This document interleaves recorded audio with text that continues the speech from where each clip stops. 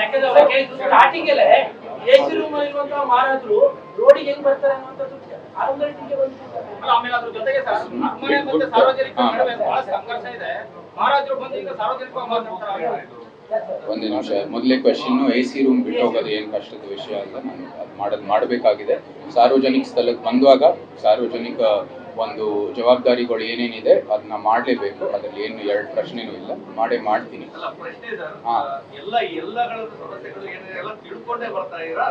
ಹೌದು, ಯಾವಾಗಲೂ ತಿಳ್ಕೊಂಡೇ ಬಂದಿರೋದು.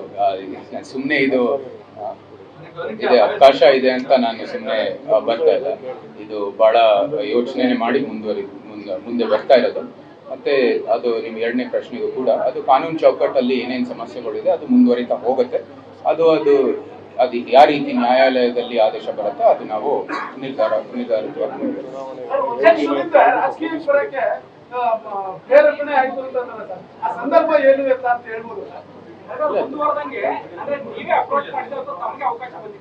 ಇಲ್ಲ, ಎರಡು ಕಡೆನೂ ಅದು ಸತ್ಯ.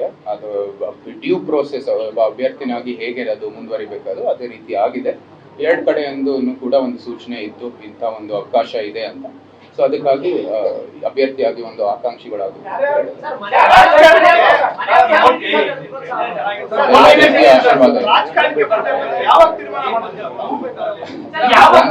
ಒಂದು ವರ್ಷದಿಂದ ಇದು ನಡೀತಾ ಹೋಗ್ತಾ ಇದೆ.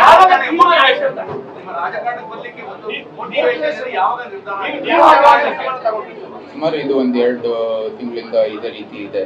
ಸೊ ಅದಕ್ಕಾಗಿ ಅವಕಾಶ ಬಂದ ತಕ್ಷಣ ನಾನು ಸರಿ ಎಂಟರ್ ಆಗ್ತೀನಿ ಅಂತ ಹೇಳಿ.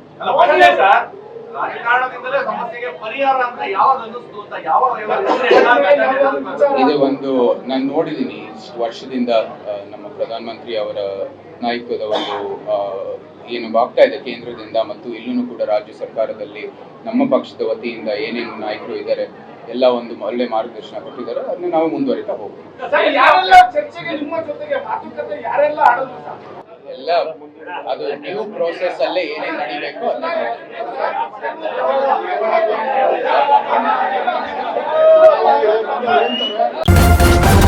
ನ್ಯೂಸ್ ಫಸ್ಟ್, ನಿರ್ಭೀತಿಯಿಂದ ನಿಮ್ಮ ಪರವಾಗಿ.